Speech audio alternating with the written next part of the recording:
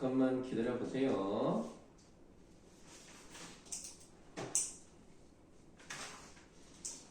네, 왜 풀어왔지? 이거 팔고요.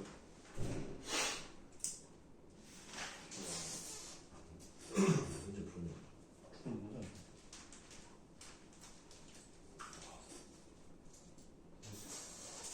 뒤지겠구나. 마스크를 놓고 나요. 자, 한번 보도록 하겠습니다. 인문예술 8강 85페이지에 해당이 되는 부분이고요. 맨 처음부터 밑줄 한번 해보도록 할게요. 고대 그리스의 회의주의 철학자 그리고 아그리파에다가 동그라미를 하도록 하겠습니다. 아그리파. 그럼 이 사람이 회의주의 철학자라고 했기 때문에 회의라는 말의 뜻이 뭐예요? 회의적이다. 그러니까 회의적이라는 게 뭡니까? 뭐 선택 뭐 있었는데. 자, 의심을 품는다라는 뜻이에요. 그러니까 절대적인 진리라는 것은 과연 존재하는 것일까? 그렇지 않다. 상대적인 진리는 가능하지만 절대적으로 무조건 옳은 것은 없다라고 의심을 하는 거예요. 독단주의에 대한 회의적인 자세를 가지고 있는 대표적인 사람이 아그리파입니다. 두 번째 문단으로 바로 넘어가실게요. 두 번째 문단에 기억으로 되어 있는 부분이 있습니다. 거기다 괄호 좀 합시다. 철학적 의견이나 믿음들의 상위성의 논변 형식 괄호 닫으세요. 자, 그러니까 철학적이라는 것은요 여러 가지 이론이 있을 수 있죠. 한 가지만 철학이라면 우리는 철학을 배울 필요도 없어요. 그렇기 때문에 철학에는 상이한 여러 의견들이 존재하며 이런 상위성으로 인해 철학의 단일한 정체성은 확립될 수 없다는 점을 보여준다. 어떤 독단주의가 자신이 내세운 주장이 유일한 진리로 확립되어야 한다고 주장을 할 때 그럼 이쪽에서는 뭐라고 주장을 하면 되느냐? 밑줄. 회의주의자는 얼마나 많은 철학적 의견이나 믿음들이 역사적으로 존재해 왔는지 제시할 수 있다는 거예요. 그래서 기억 같은 경우는 상위성의 논변 형식이죠. 수많은 철학적인 질문, 수많은 철학적인 생각 이런 것들이 있기 때문에 네 말이 무조건 유일하다라고 주장하는 것은 잘못됐다. 왜? 얼마나 많은 철학이 있느냐. 그런 것들이 역사적으로 존재해 왔다. 그러니까 네 말이 완전히 옳지는 않아 라고 말할 수 있다는 얘기죠. 또 읽어볼게요. 이 경우 독단주의자는 다양한 의견 중 자신이 동의하는 의견을 채택하기 위한 기준을 필요로 하게 되겠죠. 기준이 없이 옳다고 말할 수는 없을 테니까. 만약 독단주의자가 자신의 주장이 진리라는 것을 입증하기 위해 증명되지 않았거나 증명될 수 없는 기준을 논증의 원리로 설정했다면 회의주의자는 이와 반대되는 기준을 논증의 원리로 제시할 수 있습니다. 과연 독단주의자가 밑줄 합리적 이유에 기초하지 않은 채 무조건 자신의 의견을 진리라고 주장할 경우 회의주의자는 동등한 권리를 지니고 그것이 무조건 거짓이라고 주장할 수 있습니다. 그래서 무조건적인 주장을 해버릴 수 있는 거예요. 네가 무조건 네 말이 맞다고 얘기를 한다면 증명되지 않은 그런 진리를 가지고 기준을 삼으려고 한다면 그럼 나도 똑같이 어떤 말을 해도 내 말이 맞아요 라고 주장을 할 수 있다는 거죠. 따라서 독단주의자가 증명되지 않은 혹은 증명될 수 없는 기준에 호소할 경우 회의주의자는 그가 괄호하세요. 독단적인 전제 설정의 논변 형식 이게 니은에 해당이 된다. 이건 이제 전제 설정에 대한 이야기라고 보시면 되겠습니다. 기준이 확립되지 않은 또는 증명되지 않은 전제를 깔고 그것을 바탕으로 기준을 삼아서 내 말이 옳다고 말한다면 그럼 나도 증명되지 않은 기준을 통해서 내 말이 맞다고 우기면 되는 거 아니냐? 이런 것들이 바로 이제 회의론자들이 사용하는 방법이라고 보시면 되겠습니다. 지금 기억과 니은 두 개의 괄호를 쳤었고요. 세 번째 문단은 일단 넘어가시고 네 번째 문단을 보도록 하겠습니다. 네 번째 문단. 독단주의자들은 이러한 난점을 피하기 위해 밑줄 기준을 증명하고 그 증명을 위해 바로 그 증명을 필요로 했던 기준에 호소하는 전략을 택할 수 있어요. 자, 이게 무슨 말이냐면 여러분들 연역법 들어봤죠? 연역에서 가장 유명한 게 3단 논법입니다. 상단 논법이라고 하는 것은 일단 첫 번째 대전제가 있어야 돼요. 그 대전제가 사람들은 죽는다예요. 두 번째, 소크라테스는 사람이고요. 그러므로 소크라테스는 어떻게 돼요? 죽는다. 그러면 이 대전제가 기준이 되는 겁니다. 사람들은 모두 죽기 때문에 그것을 기준으로 삼고 소크라테스는 죽는다는 결론을 뽑아내는 거예요. 그런데 문제는 뭐냐면 사람들이 죽는다는 걸 어떻게 알았겠어? 지금까지 많은 사람들이 다 죽어왔으니까 결국 이 결론이 나왔었던 거 아닙니까? 그럼 이 결론을 어떻게 뽑아냈겠어? 지금까지 많은 사람들이 죽었다는 모든 사례를 다 가지고 와서 일반적인 결론을 도출한 귀납법을 사용했기 때문에 이게 나올 수 있었잖아요. 근데 언제나 말씀을 드리지만 귀납법이라는 것은 결국 죽지 않는 사람이 나오게 되면 이거는 절대적 진리가 될 수가 없다는 거죠. 오케이? 자, 까마귀가 까맣다는 것은 우리의 상식이지만 까만 까마귀가 나오지 않고 하얀 까마귀가 나오는 순간 까마귀는 까맣다라는 귀납적인 것은 잘못된 거라고 말할 수가 있다는 거죠. 그러면 사람들이 죽는다는 기준을 세웠어요? 그럼 이거 어디서 갖고 왔냐? 귀납적으로 보니까 그랬다는 거야. 그럼 귀납적으로 그랬다는 건 어떻게 증명할 수 있어? 증명할 수가 없죠. 왜냐면 우리가 구체적인 사실을 가지고 왔다 하더라도요, 결국 진리가 깨질 수 있는 위험성을 언제나 갖고 있는 게 귀납적인 방식이거든요. 그러니까 기준을 설정했는데 그 기준을 갖고 오기 위해서 귀납을 갖고 왔는데 귀납을 보니까 완전하지가 않아? 그럼 이거는 결국 기준이 없는 것과 마찬가지가 아니냐. 지금 이 얘기입니다. 자, 이를 통해 독단주의는 자의적인 전제 설정을 범하지 않으면서도 최후의 근거를 제시한 것처럼 보입니다. 그러나 이러한 전략은 사태에 대한 해명이 될 수는 없는데요. 바로 하세요. 순환의 논변 형식. 이게 리을이었죠. 디귿은 안 해요? 네? 디귿도 안 한다고. 그냥 넘어갔어요. 자, 순환의 논변 형식은 밑줄.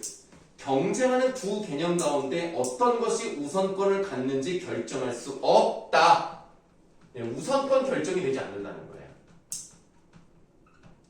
자, 이렇게 생각하시면 돼요. 닭이 먼저냐? 달걀이 먼저냐? 이거 말하기 어렵지 않습니까?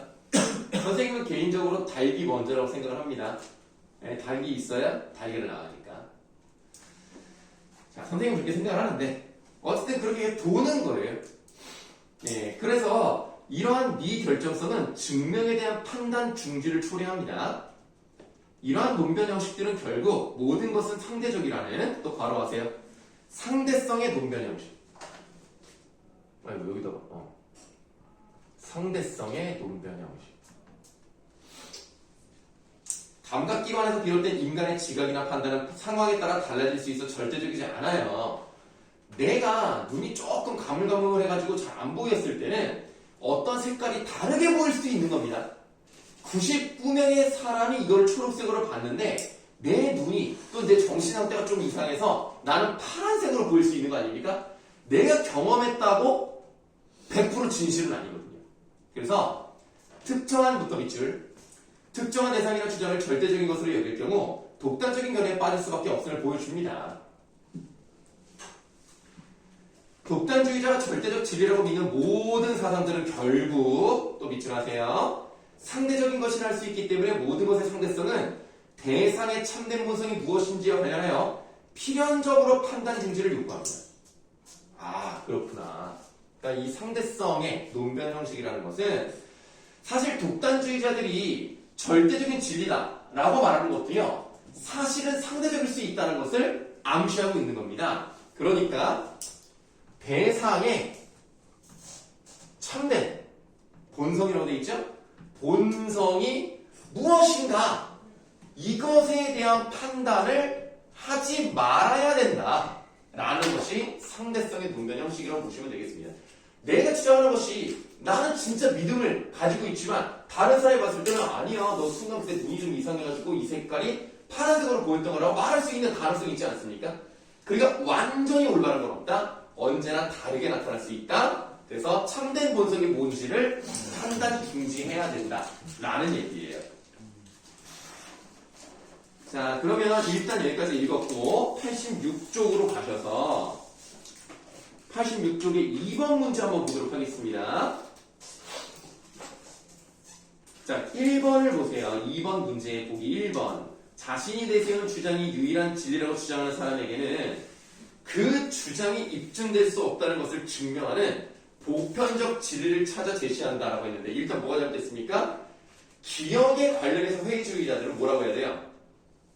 역사적으로 수많은 철학적인 진리가 있었다. 역사적으로 그렇게 많은 게 존재했는데 그럼 다른 건 다 틀리고 네 말만 맞냐? 라는 것으로 돈박을 하는 것이죠. 1번은 그래서 틀렸다고 보시면 되겠습니다. 그리고 또 뭐가 잘못됐냐면 보편적 진리는요. 회의주의자들은 찾지 않아요. 그런 걸 찾을 수가 없다고 생각합니다. 그렇기 때문에 1번은 아예 잘못되었다고 생각하시면 되겠고요. 보기 4번을 보시면 신의 존재는 경전에 기록되어 있어 입증이 된대요. 그럼 경전이 있기 때문에 신의 존재가 입증된대. 근데 경전도 신의 말이니까 신이 있어야 경전이 만들어지는 거 아닙니까? 그럼 계속 뭐예요? 돌고 도는 거잖아. 이게 바로 순환의 모순되는 부분이 나타났다. 그러면 과연 뭐가 먼저니? 라고 물어봤을 때 할 말이 없다는 겁니다. 그럼 리을은 이렇게 대응하면은 회의주의자들이 이길 수 있다. 그래서 4번은 맞다고 보시면 되겠습니다.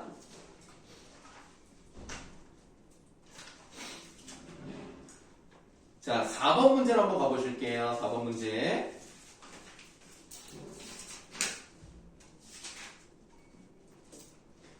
보기 박스 보세요. 귀납적 논증의 경우 결론은 일부 특수한 사례들의 축적에 의해 정당화 됩니다. 그렇죠? 사람들이 죽는다는 것은요. 특수한 사례들을 다 모아봤어. 이 특수하다는 것은 뭔가 스페셜하다라는 느낌보다는 개개별, 구체적 사례라고 생각하시면 됩니다. 네, 그러나 결론은 절대적인 필요성을 지니지는 못해요. 왜냐하면 밑줄 사례들이란 무한함으로 무한한 사례를 인간이 모두 조사할 수는 없잖아. 70억 명의 인구 중에서 한 명은 400년, 500년 살 수 있지 않을까?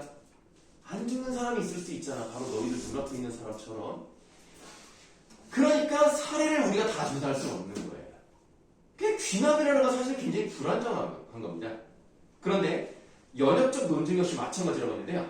연역적 논증에 의해 결론의 참을 보장할 경우 결론의 명제는 전제가 참인 경우 도출이 되거든요. 그래서 아까 우리가 요 사람들은 죽는다는 이 명제가 참일 때 결론이 참인 거예요.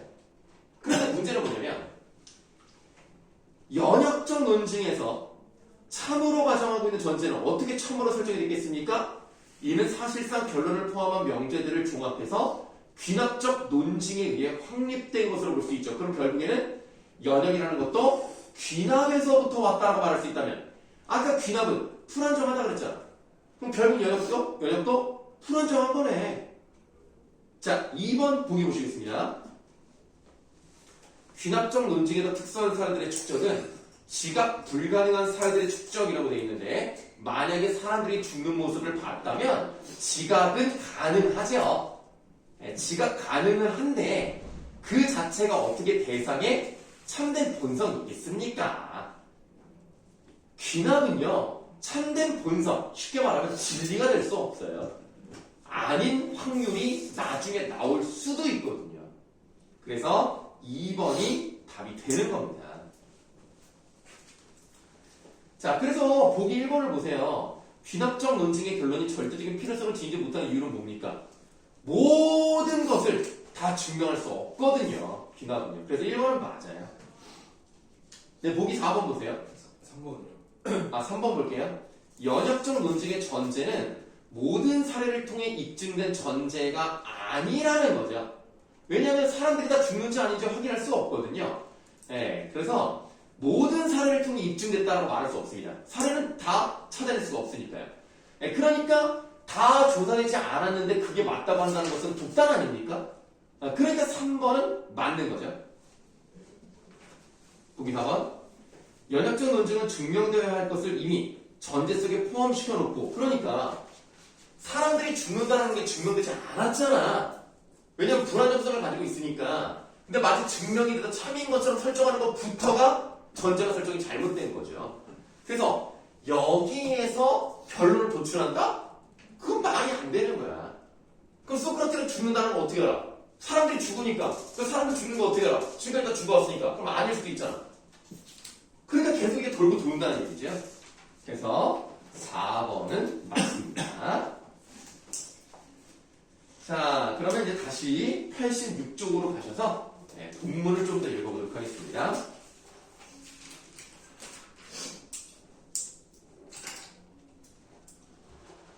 밑줄 칠게요. 회의주의자들은 아그리파의 분변 형식들을 통해 인간은 절대적 진리와 관련해 어떤 판단과 주장도 유보해야 한다는 결론에 이를 수 있어요. 절대적인 건 없습니다. 그렇게 파악하면 안 돼요. 그러니까 최종 판단은 밀어놔야 된다는 겁니다. 유보를 해야 된다는 거죠.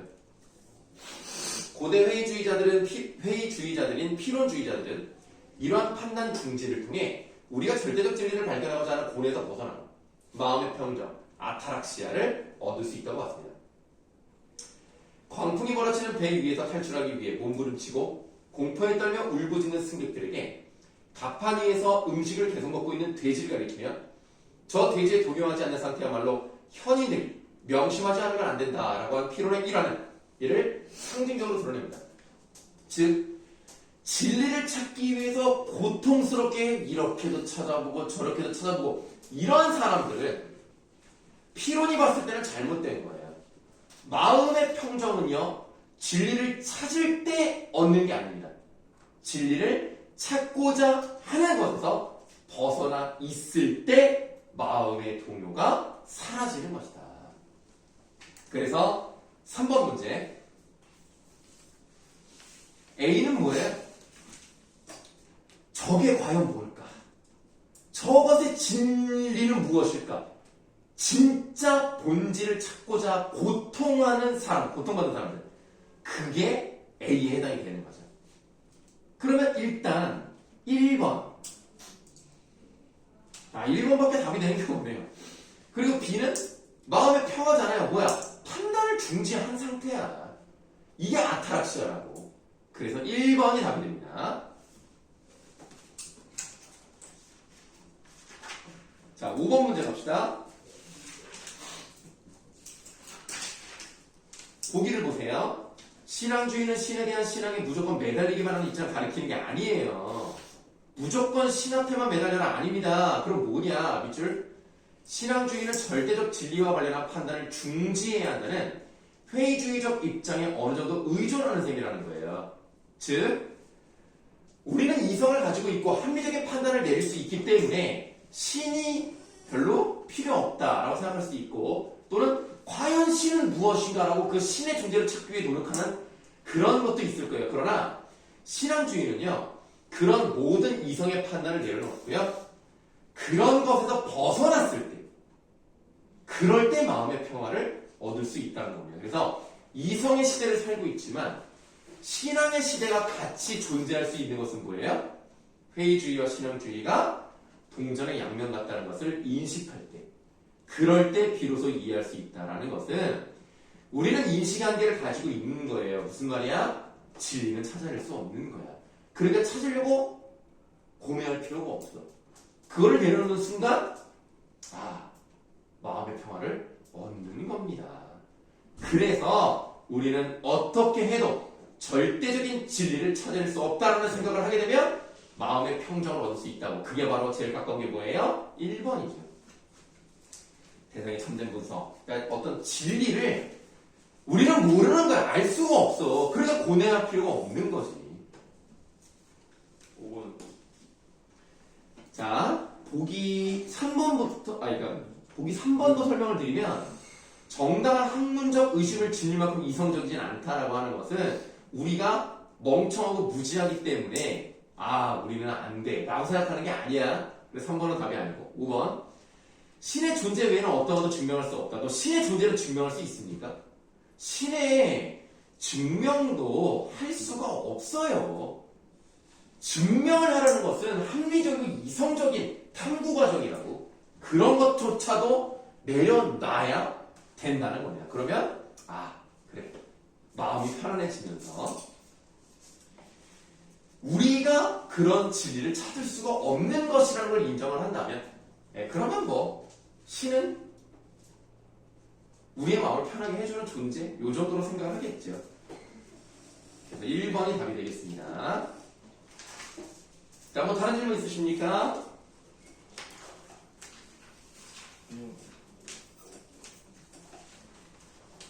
사회문화 8강으로 갑시다.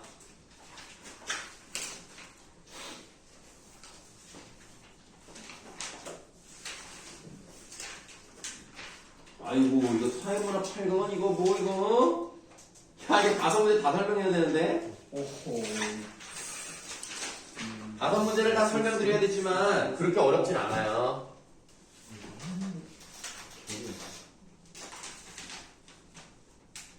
했는데 이거. 왜 그래? 진짜 해버리네. 왜? 나만 졸려가지고. 이거요? 8번이요? 5개 나야 된다고? 네. 5, 2, 4, 3이 아니죠? 뭐 답은 여러분들이 뭐 답지가 있을 테니까 뭐 그죠? 좀 아실 것이고. 뭐죠? 142쪽에 좀 보도록 할게요. 뭐 설명드릴 건 많지 않습니다.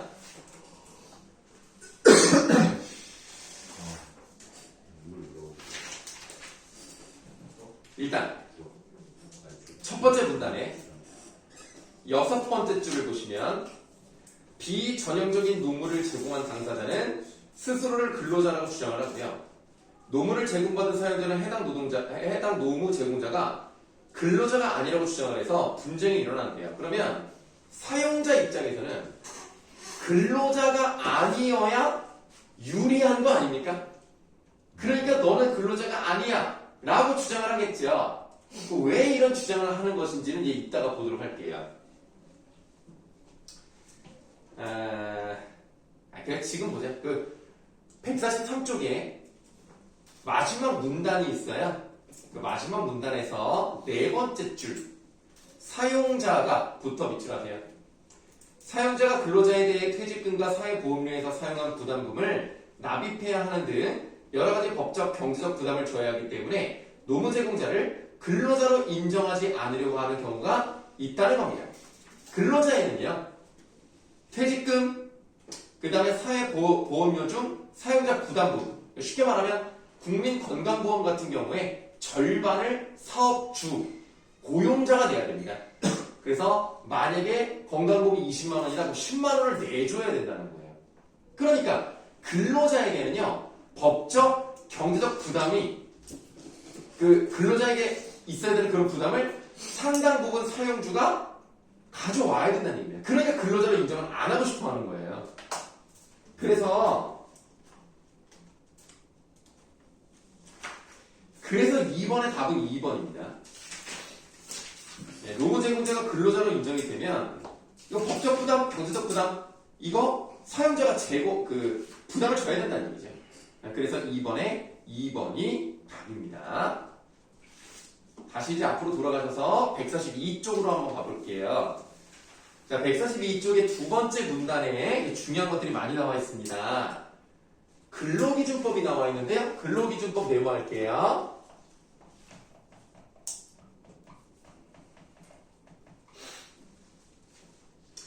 자, 근로기준법에서는 근로자를 밑줄 직업의 종류와 관계없이 임금을 목적으로 사업이나 사업장의 근로를 제공하는 자, 여기 좀 무슨 말이 나왔어요? 직업의 종류에 관계없이 라는 말이 나왔습니다. 그러니까 어떤 직업은 여기에 해당이 되고 어떤 직업은 해당하지 않는다. 이게 아니라 어떤 종류와 관계없이 임금을 목적으로, 쉽게 말하면 이제 돈 버는 것을 목적으로 사업이나 사업장의 근로를 제공하는 자, 이것이 바로 근로자다.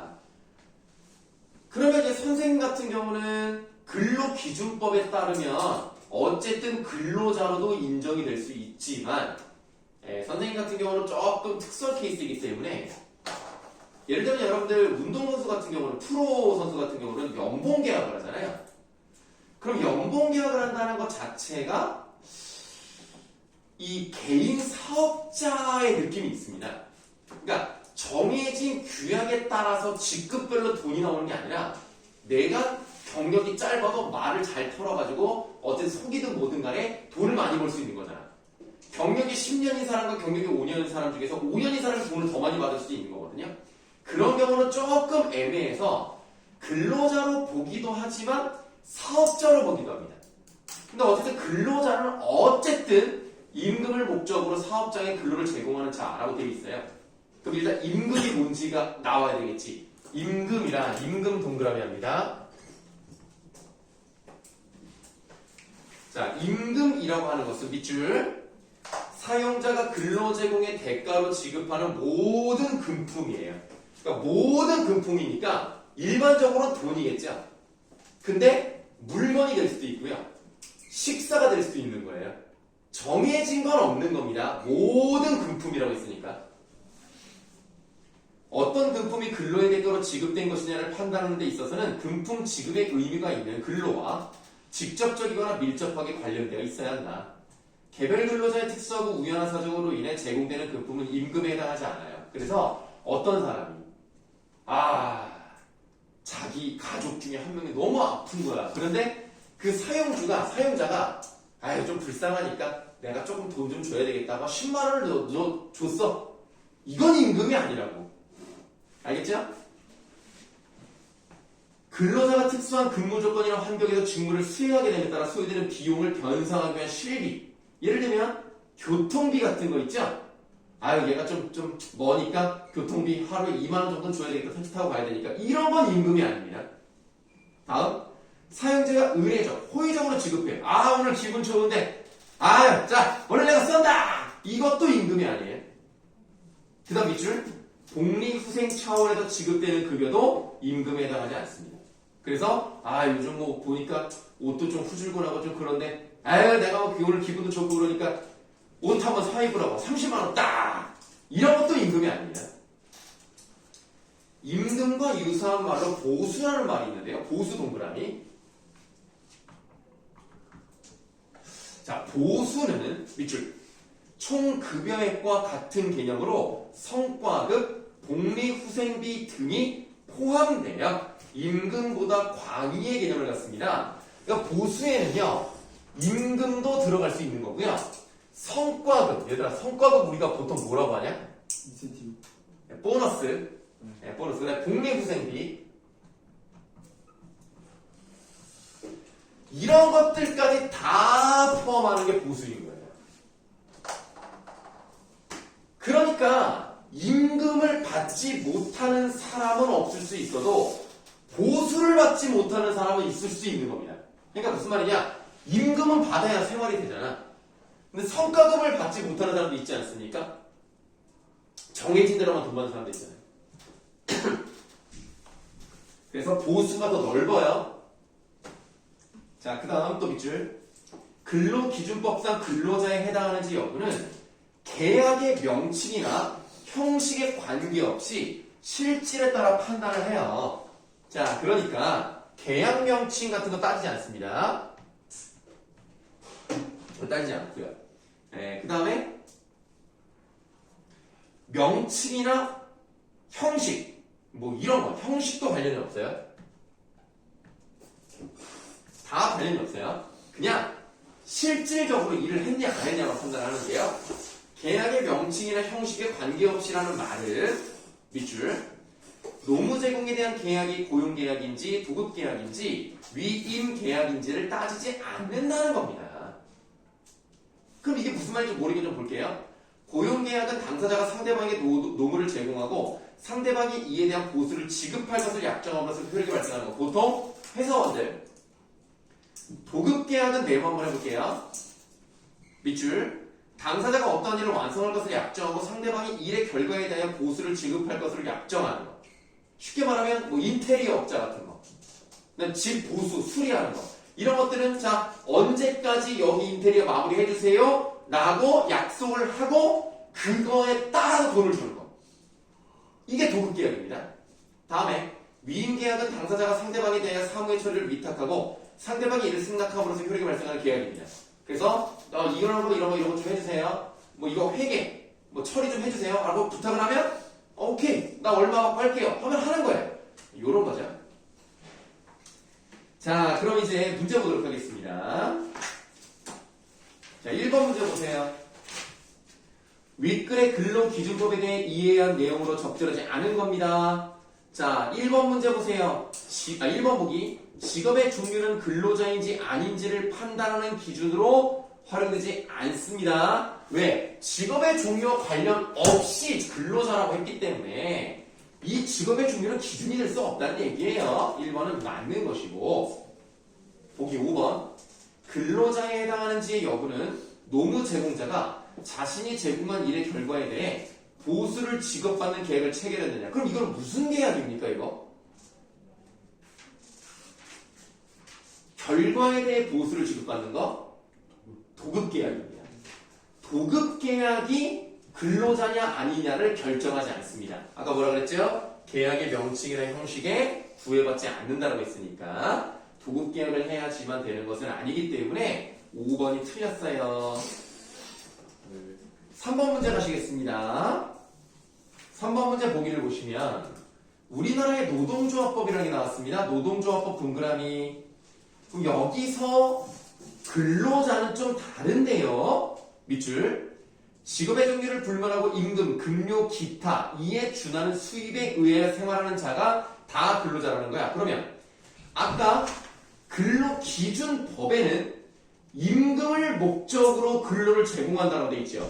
근데 노동조합법에서는 뭐예요? 임금뿐만 아니라 급료나 기타 이에 준하는 수입이니까 어디까지 갈 수 있다는 얘기예요? 임금을 넘어서는 보수까지 갈 수 있다는 얘기입니다. 그래서 임금을 받지 못하더라도요. 그 외의 것으로 돈을 받아서 생활을 했다? 그러면 근로자라고 보는 것이 노동조합법입니다. 그래서 근로기준법보다 노동조합법이 더 넓은 의미예요. 광범위 합니다. 자 이렇게 정의를 하면은 이 때문에 동그라미 A 부분 근로기준법에 의거하면 근로자로 인정받지 못하는 노무 제공자들이 노동조합법에 의거하여 근로자로 인정받게 되는 경우가 있다는 얘기죠. 그러니까 임금을 받지 못하는 사람이라 하더라도 보수를 받는 사람이라면 그러면 근로자로 인정받을 수 있다라는 내용입니다. 그러면 자 보기 2번 보세요. 생산직이나 사무직에 종사한다. 보통 생산직은 이제 공장에서 일하는 사람들을 보통 말하거든요. 사무직은 이제 회사에서 뭐 넥타이 매고 이제 뭐 펜 굴리는 사람을 얘기하는 거죠. 월급을 받는 노무 제공자들이 A에 해당한다라고 되어 있는데요. A는요 보수도 포함하는 것이고 그 보수 안에 임금도 포함되는 것이기 때문에 생산직이나 사무직에 종사하면서 월급을 받는 사람들은 임금을 받는 것이라서 A에 다 해당할 수 있어요. 그러니까 그러니까 근로기준법에서도 근로자고요. 노동조합법에서도 근로자이기 때문에 얘네들만 A에 해당한다라고 말하면 안 됩니다. 오케이? 이해되십니까? A는 근로기준법에서는 안 되는 애들이 노동조합법에서 인정을 받는 그 경우인데 생산직이나 사무직은 근로기준법이든 노동조합법이든 어쨌든 둘 다 가능하기 때문에 2번은 안 돼요. 그 다음 보기 4번 사용자로부터 임금이 아닌 보수를 지속적으로 지급받아 생활하고 그렇죠? 임금이 아니라 보수를 지급받았다? 그러면 나도 근로자야 라고 주장할 수 있겠죠. 그래서 답이 4번입니다. 자 보기 5번 보시겠습니다. 사용자와 고용계약을 맺었으나 임금을 제대로 지급받지 못한 사람들이 있어요. 그런데 임금을 제대로 받지 못한 사람들은요 꼭 노동조합법이랑 관련이 없이 근로기준법도 가능하기 때문에 보수는 꼭 A에만 해당해서 받으려고 할 수는 없어요. 꼭 그렇게만 돼야 되는 건 아니에요. 근로기준법에 의해서도 임금은 받을 수 있다는 겁니다. 그래서 5번은 잘못했습니다.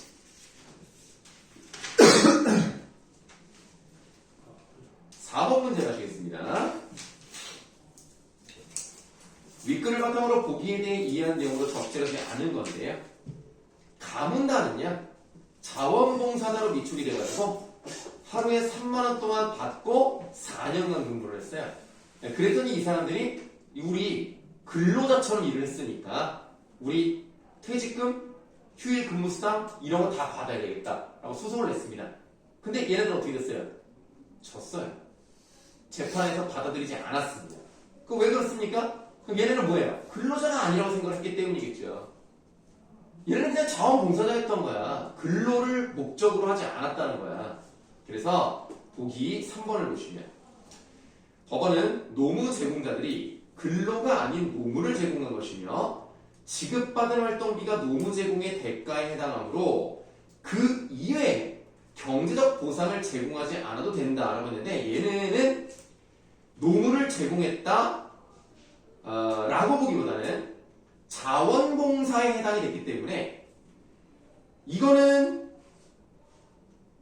법원에서 노무가 그러니까 이제 근로가 아니다 라고 생각을 했을 거예요. 그리고 이 외에 것들은 근로자에 해당하지 않기 때문에 얘는 아예 근로도 노무도 아니고 자원봉사자로 위촉이 됐기 때문에 3번은 잘못되었다 라고 보시면 되겠습니다. 얘는 근로자가 아니에요.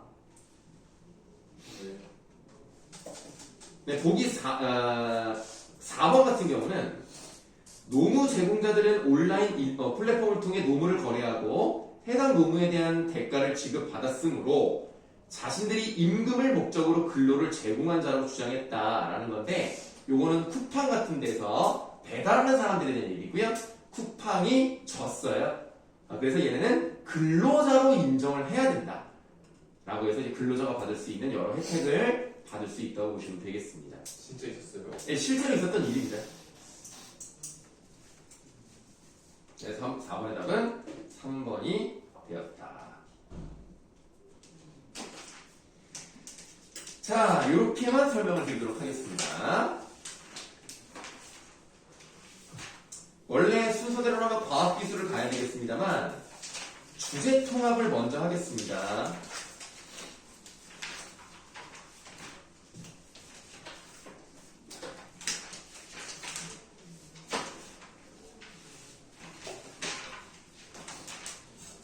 주제통합도 과학기술 이런 거. 이게 뭐 사실 좀 그렇네요. 자, 255쪽에 가문단 두 번째 문단을 좀 보도록 할게요. 수증기의 응결이 진행되기 위해서는 응결핵이 필요하다. 응결핵은 수증기를 흡착하여 구름 입자가 형성되게 하는 핵의 역할을 하는 것으로 밑줄 응결핵이 없으면 대기 중 수증기의 양이 포화 상태를 넘어 과포화 상태에 이르더라도 수증기의 응결이 일어나지 않습니다. 이 응결핵이 있어야 응결이 일어나는 거예요.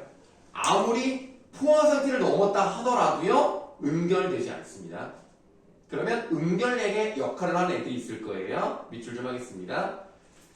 구름 응결핵의 역할을 하는 물질은 먼지, 해염, 황산 및 초산 등의 흡습성 물질로 주변의 수증기를 빨아들여 구름 입자가 잘 생성될 수 있도록 합니다. 먼지라던가 그 다음에 해염, 그러니까 이런 애들이 어떤 응결핵, 응결을 시켜주는 애들입니다. 그래야 구름 입자가 생기겠죠. 한편 대기의 온도가 매우 낮은 경우 액체 상태의 구름 입자는 얼어서 빙정이 될 수도 있는데요. 이를 위해서는 빙정핵이 필요합니다. 그러니까 응결이 되려면 응결핵이 필요하고 빙정이 되기 위해서는 빙정핵, 쉽게 말하면 얼음 덩어리가 되기 위해서는 빙정핵이 필요한데요. 빙정핵이 존재하지 않으면 대기 온도가 영하로 내려가도 구름 입자는 액체로 존재할 수 있습니다. 이를 과냉각 물방울이라고 해요. 너무 신기하지 않아요? 이처럼 구름은 물방울이나 얼음 결정의 집합이지만 모든 구름이 강수 현상을 일으키는 건 아닙니다. 평소에는 구름 입자의 크기가 매우 작기 때문에 구름 입자를 떠받치는 상승 기류의 힘과 구름 입자를 잡아당기는 지구의 중력이 평형을 이루고 있기 때문입니다. 그러니까 밑에서 위로 올라가는 상승 기류와 위에 있는 것을 아래로 끌어 잡아당기는 중력의 힘이 있는데 이 두 가지 힘이 평형을 이루면서 구름 입자가 떠 있는 거예요. 내려오지 않고. 따라서 밑줄 강수 현상이 나타나기 위해서는 구름 입자가 발달하여 상승 기류보다 중력의 영향을 더욱 많이 받아야 일어나는 거예요. 그래야 밑으로 떨어지면서 비가 내리는 겁니다. 구름 입자의 발달 과정에 대한 대표적인 이론으로는 빙정설과 병합설이 있는데요. 우선 빙정설 동그라미. 그러니까 빙정이라는 말은 얼음 덩어리라고 생각하시면 되기 때문에 온도가 좀 낮은 부분이 있어야 된다는 거예요. 자, 빙정설은 중위도 및 고위도 지방의 강수 과정을 설명하는 이론으로 되겠죠. 그러니까 중위도가 이제 우리나라 정도 되겠고 고위도는 이제 북극에 해당이 되겠죠. 또는 남극이나. 그러니까 이런 것들은 이제 날씨가 좀 차가워야 돼. 기온이 내려가야 얼음 덩어리가 있을 수 있기 때문에 빙정설은 중위도에서 고위도에 해당하는 겁니다. 빙정 표면에서는 포화 수증기압이 물보다 상대적으로 낮다는 사실에 기초하는 것이다. 밑줄 중위도 및 고위도 지방의 차가운 구름에는 물방울과 빙정, 관행강 물방울이 공존하고 있는데 영하 40도씨 이하인 구름의 상부는 빙정, 0도씨 이상인 하부는 물방울, 중간에는 빙정과 관행강 물방울이 함께 존재합니다. 아유, 뭐 이렇게 여러 가지 혼합되어 있는 형태로 나타나 있죠. 영하 40에서 0도씨 구간에서는 수증기 분자들이 중발과 응결을 통해 기체 상태와 액체 상태를 활발히 오가고 있는데 또 밑줄 포화 수증기압의 차이로 관행강 물방울들이 먼저 증발해요. 수증기가 되고 이는 빙정 표면에 달라붙게 됩니다. 자, 포화 수증기압의 차이가 있어요. 이 포화 수증기압의 차이 때문에 물방울이 먼저 증발해.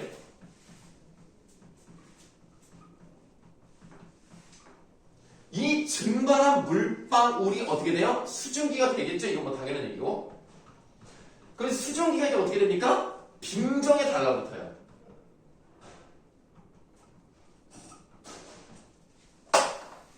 그러니까 빙정과 물방울 중에서 물방울이 수증기가 먼저 바뀌고 걔네들이 빙정에 붙어. 자, 빙정은 표면에 달라붙은 수증기 분자로 인해 과포화 상태가 되며 수증기는 그대로 빙정에 침적되면서 빙정이 발달합니다. 뭐 뚱뚱해져 막. 이러한 과정이 반복되어 무거워진 빙정은 중력에 의해 낙하를 하는데요. 원래 빙정이었지만 밑줄 해당 지역의 기온이 낮으면 빙정의 상태를 유지하여 눈이 되고 기온이 높은 경우에는 낙하 도중 녹아서 비가 됩니다. 그래서 겨울에는 눈으로 봄이나 여름이나 가을에는 비로 내리는 거죠. 이게 바로 중위도와 고위도 지방의 강수 과정을 설명하는 이론 빙정설이었습니다. 이번에는 병합설 동그라미 하시고요.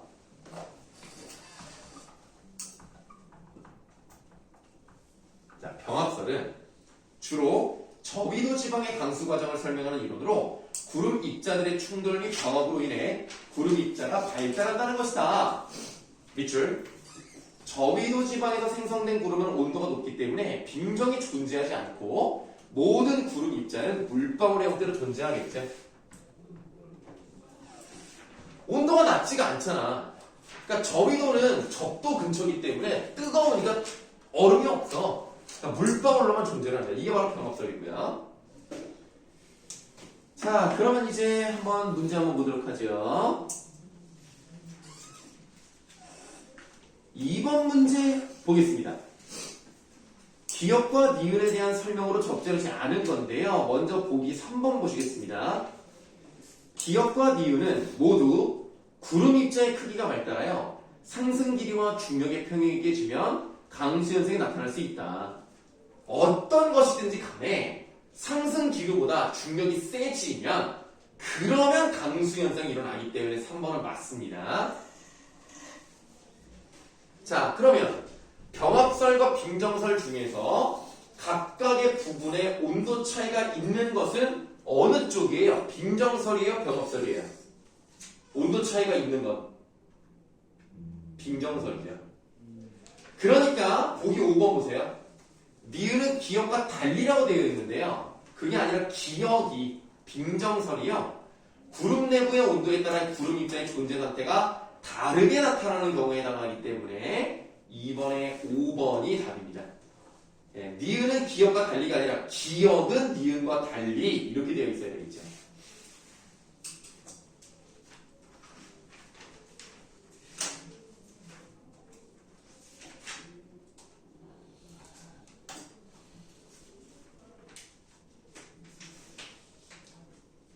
자, 그러면 이제 우리가 나문단을 좀 보도록 하죠. 나문단에서 첫 번째 문단 그냥 넘어가시고 두 번째 문단으로 바로 가겠습니다. 인공강우 과정에서 인공의 응결핵이나 빙정핵을 구름에 살포하는 행위를 시딩이라고 해요. 현재 시딩의 재료로 주로 사용하는 것은 아이오딘화, 은과 드라이아이스, 염화나트륨과 염화칼륨 등이다. 이 중 아이오딘과 은과 드라이아이스는 차가운 구름에, 그럼 이 아이오딘과 은과 드라이아이스는 차가운 구름이니까 중위도 이상이겠죠. 중위도나 고위도가 될 거란 말이에요. 그 다음에 염화나트륨과 염화칼륨은 따뜻한 구름에 시딩하는 재료니까 뭐 중위도 아랫부분, 저위도에 가까울수록 이 방법을 쓰겠죠. 그 다음 밑줄합니다. 영하 4에서 6도C 정도의 구름 밑줄하시고 여기 아이오딘화은이라고 되어 있단 말이에요. 그러니까 영하니까 중위도에서 고위도에 해당하는 그 부분이 있죠. 그럼 이 아이오딘화은은 무슨 역할을 합니까?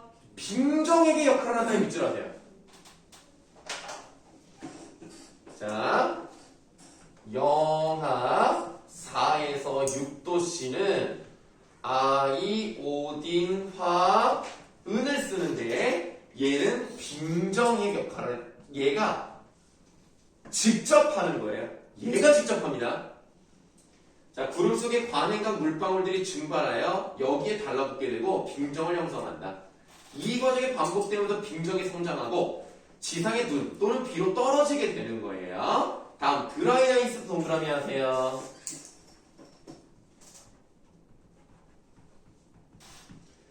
드라이아이스는 밑줄 영하 10도C 정도의 구름에 뿌리는데 공기를 냉각시켜 과포화 상태로 만든대요. 아, 얘는 공기를 냉각시켜 과포화 상태로 만드는 게 바로 드라이아이스구나. 얘는 영하 10도씨래요. 얘가 더 차갑죠. 네, 그래서 빙정핵이 생성되도록 해서 비난을 내리게 하는 겁니다. 아, 그렇구나. 그러니까 아이오딘화는 얘 자체가 빙정핵이 되는 것이고 드라이아이스는 과포화 상태를 시켜서 걔네들을 빙정핵으로 만드는 거예요. 그러니까 다르죠? 얘는 직접, 얘는 간접. 그럼 여기는 어쨌든 영하란 말이 나왔기 때문에 좀 중위도 이상에서 고위도 여기에 해당이 되는 거라면 다음에 따뜻한 구름의 경우 물방울 상태의 구름 입자만 존재하기 때문에 흡습성이 높은, 자, 네모하세요. 염화나트륨이나 염화칼륨. 염화나트륨 또는 염화칼륨. 이런 애들을 인공 강우의 재료로 사용합니다. 이 재료들이 뿌려지면 주변의 물방울이 달라붙어 구름 입자가 점점 커지게 된다는 거죠. 이 두 가지는 얘네 둘하고 얘네 하나는 달라요. 사용하는 방식이. 자, 그러면 이제 3번 문제 가시겠습니다. 3번에 보기 2번이 답이네요. 아이오딘과 은은 구름 속에 관행각 물방울이 빙정핵의 역할을 할 수 있도록 모으는 것이 아니라 아이오딘과 은 자체가 빙정핵의 역할을 합니다. 그래서 2번이 틀렸어요. 보기 3번 보세요. 염화나트륨이나 염화칼륨은 먼지나 해엄 같은 역할을 하는데요. 근데 아까 우리가 맨 처음에 먼지나 해엄이 무슨 역할을 한다 그랬어? 응결핵의 역할을 한다 그랬지? 이 따뜻한 구름에는 응결핵은 있어요. 빙정핵이 없는 거지. 그러니까 응결핵의 역할을 해서 수증기를 다 뭉치게 만들어 주기 때문에 3번은 맞습니다. 네, 보기 4번. 염화나트륨이나 염화칼륨은 병합설에 설명하는 원리를 적용한다. 그렇죠? 병합설이 뭡니까? 따뜻한 데서 사용하는 거고 물방울들을 많이 뭉쳐서 내리게 만드는 거란 말이야. 그럼 바로 이 영화 틀과 영화 결심을 사용하는 바로 이 부분 여기에 해당하다고 보시면 되겠죠. 그래서 눈을 만들어내기는 어렵습니다. 비는 내릴 수 있어도 돼요. 자, 이제 4번 문제 가시겠습니다. 4번 문제 사실 뭐 2번 보기는 너무나 맞는 거예요. 뭐 설명드릴 게 없습니다. 대기 중에 수리가 포화 상태가 돼야 이루어질 수 있는 거고요. 그 다음에 보기 4번 B에서 아이오딘이나 은은 공기를 냉각시킨다? 과포화 상태 만든다? 아니에요. 얘 자체가 빙정핵이 되는 거니까 4번이 틀렸어요. 4번이 답이라고요. 그러니까. 네. 아이오딘화가 하는 게 아니에요. 이거는 드라이아이스가 하는 거예요. 자, 보기 5번. C에서 대기의 온도가 높을수록 구름 입자가 녹아서 비의 형태로 지정이 내리겠죠. 사실 당연한 얘기 아닙니까? 네, 설명에도 있습니다만 상식적으로도 눈이 녹을 수밖에 없죠. 그래서 4번이 답이다. 자, 독서짐은 3개 설명드렸고 쉬운 시간 가진 다음에 과학기술 설명 들어가도록 하겠습니다. 1번 몇 번이에요?